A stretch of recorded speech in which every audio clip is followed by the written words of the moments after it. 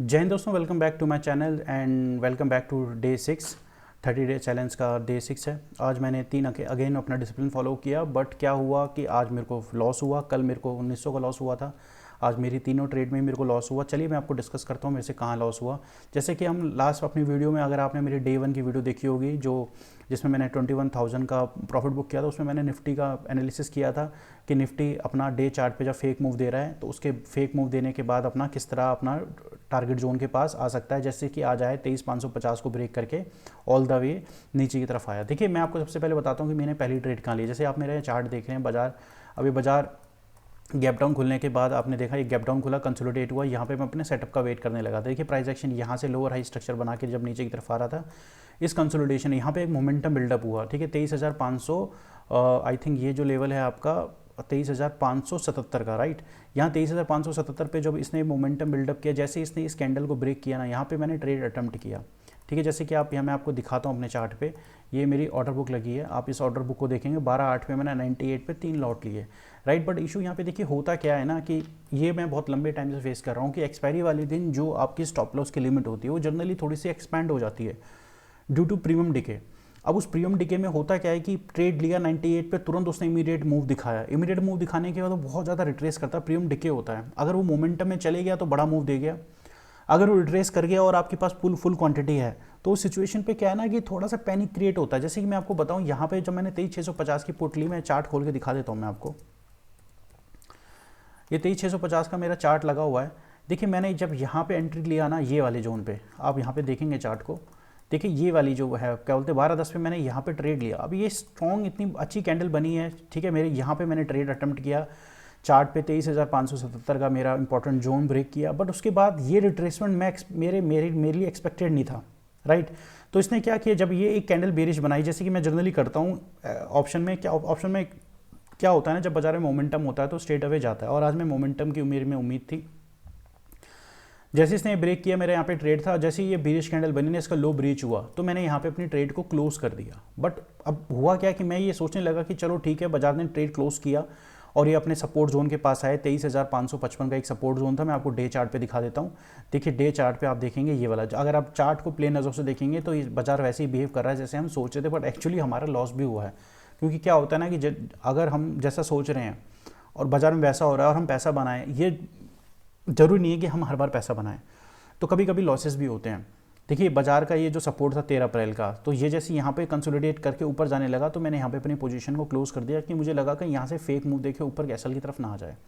और जैसे बताया कि ड्यू टू एक्सपायरी एसएल बहुत बड़े होते हैं, और जिसके कारण क्या होता है ना कि फुल क्वांटिटी में ट्रेड करना एक्सपायरी वाले दिन बहुत ज़्यादा पैनिक क्रिएट करता है, राइट।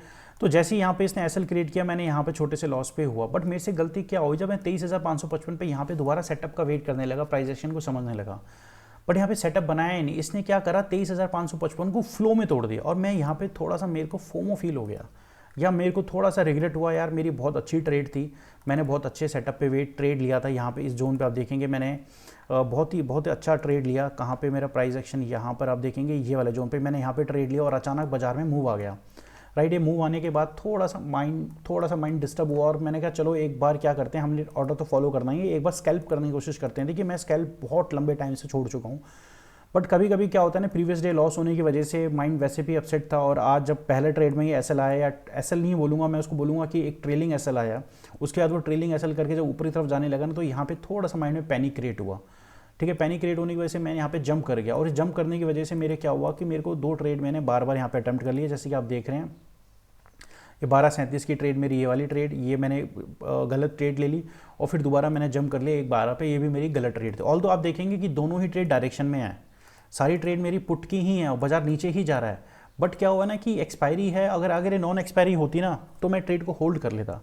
ठीक है, क्यों, एक्सपायरी में क्या होता है ना कि एक सिंगल मूव या सिंगल 1 मिनट की कैंडल कब 40-50 पॉइंट इधर उधर हो जाए, वो माइंड में पैनिक रहता है दिमाग में। तो वहाँ पे क्या हुआ कि ट्रेड मेरी डायरेक्शन में थी, मैंने यहाँ पे पुट लिया, बाजार नीचे आया, फिर मैंने यहाँ पे पुट लिया, बाजार फिर नीचे आया। बट तीनों सिचुएशन पे क्या हुआ, मैं प्रॉफिट नहीं बना पाया। रीज़न क्या था, ड्यू टू एक्सपायरी थी, और उससे बड़ा रीज़न क्या था, मेरे पास यहाँ पे 3 लॉट थे। अगर मैं यहाँ पर सिंगल लॉट से भी ट्रेड करता ना एक्सपायरी में, तो शायद मेरा यहाँ पे सिचुएशन मेरी दूसरी होती और मेरे को यहाँ पे प्रॉफिट होता। देखिए लेकिन और यहाँ पे सबसे बड़ी सीखने वाली बात क्या थी कि मैं अपने डिसिप्लिन पे इंटैक्ट रहा, मैंने 3 ट्रेड के बाद उसके बाद कोई ट्रेड नहीं ली। रीज़न बताता हूँ क्यों। देखिए अगर आप यहाँ देखेंगे, अब मैं यहाँ पे लॉस हुआ मेरे को, अगर दोबारा मैं यहाँ पे दोबारा अटैम्प्ट करता ना, मैं फिर यहाँ पे लॉस बुक करता, ठीक है। फिर बाजार धीरे धीरे नीचे जा रहा था, मैं फिर यहाँ पे अटैम्प्ट करता, फिर लॉस बुक करता। बाजार में एक्चुअल में जो मोमेंटम जनरेट हुआ है ना, वो मोमेंटम जनरेट हुआ है सॉरी 250 के बाद। अगर आप चार्ट को भी देखेंगे तो एक्चुअल में जो मोमेंटम जनरेट हुआ है वो 250 के बाद जनरेट हुआ है। अगर वहाँ तक मैं वेट करूँ कि भाई मेरे को ट्रेड पे ट्रेड लेने जाना है ताकि मैं अपने लॉस बुक कर लूँ या सॉरी लॉस को रिकवर कर लूँ, तो दोस्तों ये फिर ट्रेडिंग नहीं होती, ये बिजनेस नहीं होता, ये सिर्फ प्योर गैम्बलिंग होती है, इसको हम जुआ बोलते हैं। मैंने 3 बार पुट अटैम्प्ट करी, मेरी डायरेक्शन में पुट अटैम्प्ट करी, मेरी डायरेक्शन में गया, मेरा प्रॉफिट नहीं बना। अब इसका मतलब ये नहीं है कि मैं हर बार जब नीचे जा रहा है तो मैं उसको हर बार लूँ। हर बिज़नेस का अपना रूल होता है, मेरे रूल के बियॉन्ड वो जा चुका था, मेरे डिसिप्लिन के हिसाब से मेरा दिन का हो चुका था, तो मेरे लिए वो सिस्टम बंद करना ही बेटर था, क्योंकि मैं ट्रेडिंग को अपना एक बिज़नेस मानता हूँ। ट्रेडिंग मेरा प्रोफेशन है, मेरी रोजी रोटी है। तो मैं सिर्फ इसमें ये बिलीव नहीं करता कि मेरे को आज ही कमाना है, मैं बिलीव करता हूँ कि मुझे पूरे वीक में या पूरे मंथ में या पूरे ईयर एंड में मेरे को प्रॉफिट लेके जाना है। तो ये सोच के फिर मैंने फर्दर ट्रेड नहीं लिया। जैसे कि आप यहाँ पे देख रहे हैं, मैंने फर्दर ट्रेड नहीं लिया। तो देखिए यहाँ पे एक डिसिप्लिन मेंटेन करना बहुत ज़रूरी है। अगर आप डिसिप्लिन मेंटेन नहीं कर सकते, अगर आप लाइव मार्केट में डिसिप्लिन मेंटेन नहीं कर पा रहे हैं, तो आप मान के चलिए कि ट्रेडिंग आपके लिए नहीं बनी। तो हमें हर सिचुएशन पे क्या है कि अपना एक डिसिप्लिन मेंटेन करके चलना है, चाहे कुछ भी हो जाए। डिसिप्लिन ही एक की सक्सेस है मार्केट। यहाँ पे क्या हुआ, मैंने 3 बार अटैम्प्ट किया, नहीं प्रॉफिट बना, कोई बात नहीं। तो यहाँ पर मैं अपनी जो 30 डेज़ का ट्रेडिंग चैलेंज है ना, इसमें मैं एक थोड़ा सा एक ये चेंज करूँगा कि अब से जितनी भी एक्सपायरी होगी इस 30 डेज़ के अंदर अंदर, जितनी भी एक्सपायरी हमारी आएगी, तो उस दिन मैं 1 लॉट से ट्रेड करूँगा।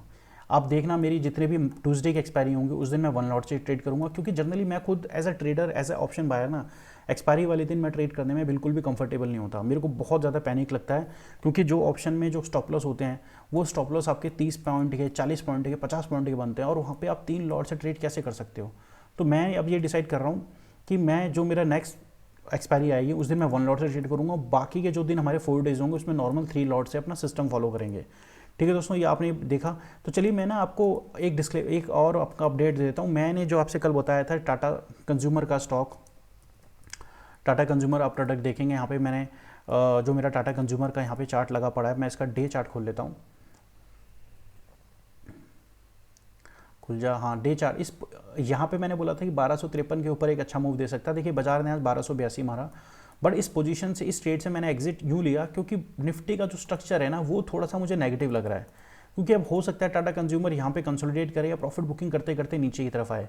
मैंने टाटा कंज्यूमर को 1219 पे ही उठा लिया था, यहाँ इस जोन पे उठा लिया था, और इसको मैंने आज तक होल्ड किया, और आज मैंने 1260 के पास इसमें प्रॉफिट बुक करके इससे मैं एग्जिट ले चुका हूँ। इसमें मेरी अब कोई पोजीशन नहीं बनी। हाँ, इसको मैं जरूर नोटिस में रखूँगा कि अभी बाजार इस टाटा कंज्यूमर बिहेव कैसा करता है। अगर हम निफ्टी की बात करें, देखिए निफ्टी का चार्ट अब कल हो सकता है कि अपने इस गैप को फिल करने की कोशिश करे, और बाजार अगर इस गैप को फिल करके नीचे की तरफ सस्टेन होता है तो बाजार दोबारा अपने इस सपोर्ट जोन के पास आने की कोशिश जरूर करेगा। ठीक है दोस्तों, मेरी वीडियो आपको अच्छी लगती है तो मेरी वीडियो को लाइक, शेयर एंड सब्सक्राइब करना ना भूलें, और कमेंट करके मुझे बताएं कि आप अपनी ट्रेनिंग में डिसिप्लिन बनाने के लिए कैसे मेंटेन करते हैं। देखिए मैं आपको फिर बता रहा हूँ, मेरी वीडियो बोरिंग हो सकती है, स्टोरी टेलिंग हो सकती है, यहाँ पे आपको हो सकता है कि बहुत फैंसी इंडिकेटर या फैंसी चार्ट देखने को नहीं मिले। अगर आप मेरी वीडियो को सिंसियरली ऑब्जर्व करेंगे तो मैं प्राइस एक्शन की वो बेसिक बात बता रहा हूँ जो कि एक प्रोफेशनल ट्रेडर ही फॉलो करते हैं, फुल टाइम ट्रेडर ही फॉलो करते हैं। जैसे कि मेरे को मार्केट में बहुत लंबे टाइम से समय हो गया है, और मैं यहाँ पर एक फुल टाइम ट्रेडर हूँ, और मैं अपने बेसिक प्राइस एक्शन को फॉलो करके ट्रेड करता हूँ। जैसे कि मैंने यहाँ पे ट्रेड लिया, ऑल दो मेरी डायरेक्शन में था, बट मेरे से भी कुछ गलतियाँ हो रही हैं। जैसे कि एक्सपायरी वाले दिन मेरे अंदर भी थोड़ा सी ग्रीड आती है कि यार थोड़ा सा 3 लॉट से ट्रेड करो, 60, 70, 100 पॉइंट का मूव मिल जाए। लेकिन हाँ, नेक्स्ट टाइम से मैं 1 लॉट से ट्रेड करूँगा, और हम उसके बाद 30 डेज चैलेंज में देखेंगे कि हमारी सिचुएशन कैसी बनती है। और जो अपना आने वाला सैटरडे है, इस सैटरडे में मैं जो मंडे टू फ्राइडे जो भी मैं प्रॉफिट बनाऊंगा उसका प्रॉफिट एंड लॉस आपसे डिस्कस करूंगा, क्योंकि ऑलरेडी तो मैं वीडियोस में दिखा ही रहा हूँ, बट जो अपना सैटरडे आएगा उस सैटरडे पे मैं अपना पूरा एनालिसिस करूँगा कि मैंने क्या प्रॉफिट बनाया, हम इसमें से और क्या सीख सकते हैं। ठीक है दोस्तों, चलिए आज के लिए इतना ही, मिलता हूँ आपको अगली वीडियो में, तब तक के लिए जय हिंद।